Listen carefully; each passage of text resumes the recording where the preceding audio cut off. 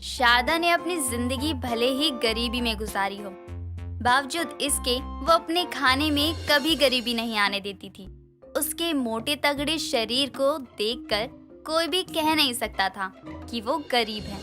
लेकिन अब घर में नई बहू पिंकी आई थी, जिसके स्वागत के वक्त शारदा की पड़ोसन सुजाता शारदा से कहती है, अरे शारदा बहन, सही है आपके घर में बहू आ गई, लेकिन मुझे एक बात का डर है। इस गरीबी में सारा राशन तो आप खुद ही खा जाती है, तो बहू को क्या खिलाएंगी आप? हवा? मेरी बहू के खाने की चिंता आप मत करो सुजाता बहन। जो हम खाकर जी रहे वही मेरी बहू भी खा लेगी। और भगवान ने भले ही कितनी गरीबी दी हो, लेकिन कभी मेरा परिवार भूखा नहीं रहा है।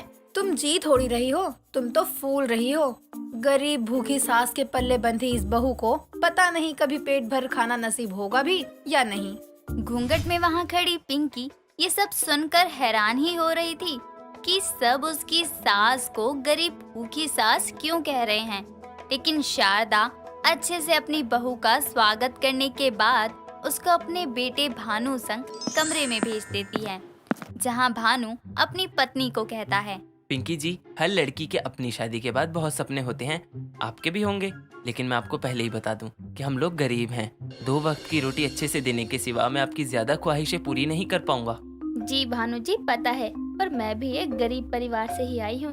मुझे अच्छे से आता है ऐसे हालातों से कैसे गुजारा करना है। आप चिंता मत करिए। पिंकी की समझदारी देखकर भानु को लगता है कि वो उसके घर को अच्छे से संभाल लेगी, और होता भी यही है। घर की जिम्मेदारियां तो पिंकी संभाल ही लेती है, लेकिन बेचारी रसोई संभाल नहीं पाती। पिंकी के ससुराल में इतनी गरीबी थी कि देखने को टीवी तक नहीं था, ठंडा पानी पीने के लिए फ्रिज भी नहीं था, और गर्मियों के लिए एसी तो दूर, कूलर तक नहीं था। लेकिन राशन वो पूरा भरा रहता था, क्योंकि पूरा दिन बेचारी पिंकी अपनी सास के लिए खाना जो बनाती रहती थी।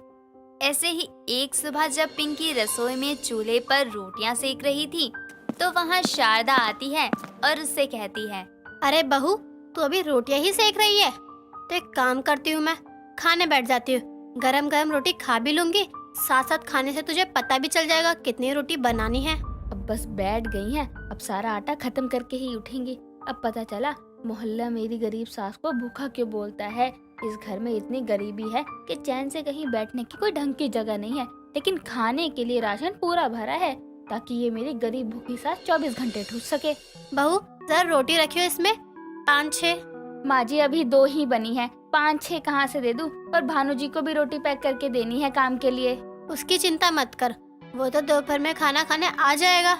नहीं दे पाई तो अभी मुझे ही खिला दे। हाँ, आप खाओगी तो किसी और को खाना मिलेगा ना। कुछ बोली क्या बहू? नहीं माँ जी, मैं कह रही थी सब्जियाँ खत्म है, पैसे दे देना, लानी है। अरे बहू, सब्जियाँ बहुत महंगी हो रही है, सही से इस्तेमाल किया कर। हम गरीब लोग इतनी महंगी सब्जी रोज रोज कहाँ से लाएंगे? और सब्जी सिर्फ रात में बनाया कर, सुबह दोपहर में तो हम नमक वाले पराठे ही खाकर काम चला लेंगे। आपका खाकर और मेरा बनाकर।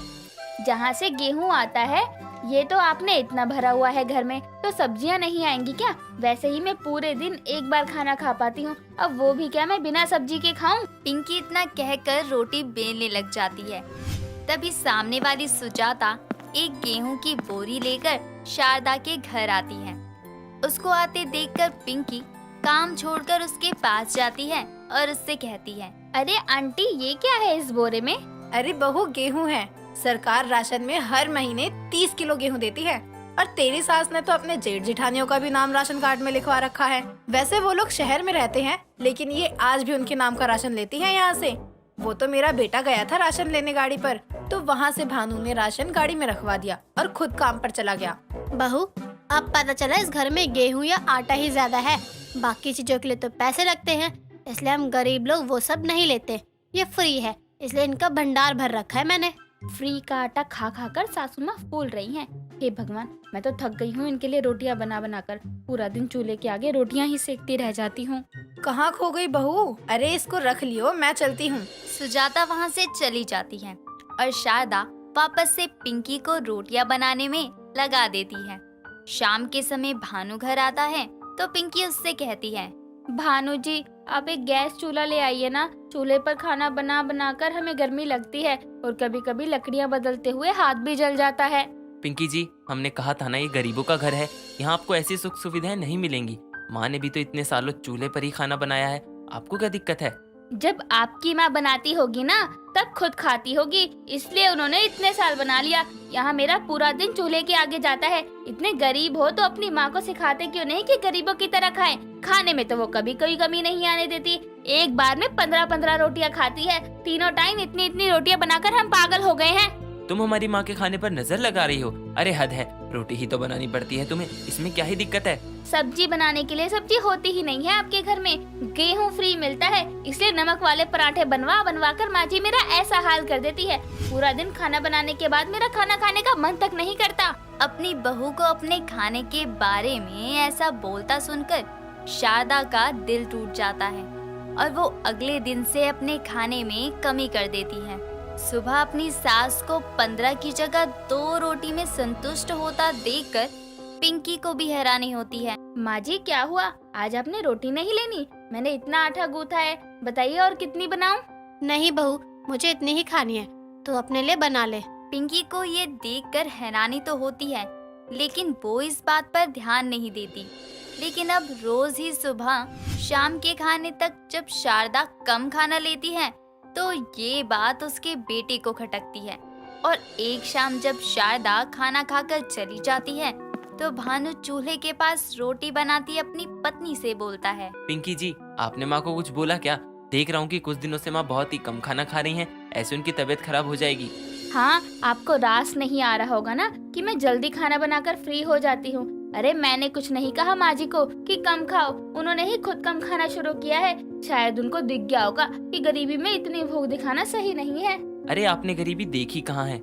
इस घर में भले ही सुख सुविधाएं ना हो, लेकिन खाने के लिए भरपूर अनाज है। वो सिर्फ माँ की वजह से। पता है, पहले हमारे खाने के लाले पड़े हुए थे, हमारे ताऊजी ने सब छीन लिया था। पिताजी की मौत के बाद वो तो माँ ने धक्के खा खा कर राशन कार्ड बनवाया और ताऊजी के परिवार का नाम भी चढ़वाया ताकि राशन ज्यादा मिले। भूख के कारण मैंने अपनी 2 महीने की बहन को बचपन में ही खो दिया था। क्या आपकी बहन भी थी? हाँ, जब ये सब हुआ तब मेरी बहन 2 महीने की थी। हमारे पास खाने को एक दाना तक नहीं था। तब माँ भी भूखी रहती थी। कहाँ से खिलाते उस नन्ही सी बच्ची को? पैसे नहीं थे कि बाहर से कुछ खरीद सकते, इसीलिए वो नन्ही सी जान भूख बर्दाश्त नहीं कर पाई। भानु के मुंह से अपनी सास के बुरे हालातों के बारे में सुनकर पिंकी को बुरा लगता है कि उसने अपनी सास के ज्यादा खाने के ऊपर सवाल उठाया, जिसके लिए वो उसी समय अपनी सास से माफी मांगती है और आगे से उसको कभी भी ज्यादा खाना खाने के लिए नहीं टोकती। तो वहीं ज्यादा खाना बनाने की समस्या के चलते अब कभी कभी खाना शारदा बना दिया करती थी। इससे पिंकी को भी परेशानी नहीं होती थी।